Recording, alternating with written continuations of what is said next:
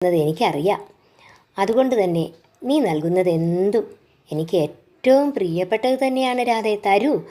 രാധ മടിച്ചു നിന്നിരുന്ന രാധയിൽ നിന്നും കണ്ണൻ അത് കവർന്നെടുത്തു. എന്നിട്ട് പറഞ്ഞു, രാധേ, ഇത് എത്ര മനോഹരം, നിന്റെ കണ്ണുകൾ പോലെ. കണ്ണൻ അത് ചുംബിച്ചു. രാധ അത് കണ്ണൻ്റെ കയ്യിൽ നിന്നും വാങ്ങി കണ്ണൻ്റെ മുടിയിൽ ഭംഗിയിൽ ചൂടിവെച്ചു. കണ്ണ, ഈ പീലികൾ നിന്റെ മുടിയിൽ ചൂടിയപ്പോൾ കൂടുതൽ ഭംഗി വർദ്ധിച്ചിരിക്കുന്നു. അങ്ങനെ കണ്ണന് ആ മയിൽപ്പീലികൾ വളരെ പ്രിയപ്പെട്ടതായി. അമ്പാടിയിലെത്തിയ കണ്ണൻ്റെ മുടിയിൽ ചൂടിയിരിക്കുന്ന മയിൽപ്പീലികൾ കണ്ട് യശോദാദേവി പറഞ്ഞു, കണ്ണ, മനോഹരമായിരിക്കുന്നു മയിൽപ്പീലി ചൂടിയ നിന്റെ തിരുമുടി കാണാൻ. അങ്ങനെ യശോദ എന്നും കണ്ണനെ ആ മയിൽപ്പീലികൾ മുടിയിൽ ഭംഗിയിൽ ചൂടി വെക്കുമായിരുന്നു. കണ്ണനും അതേറെ പ്രിയങ്കരമായതിനാൽ എന്നും മുടിയിൽ ചൂടുകയും വേണം. അങ്ങനെ മയിൽ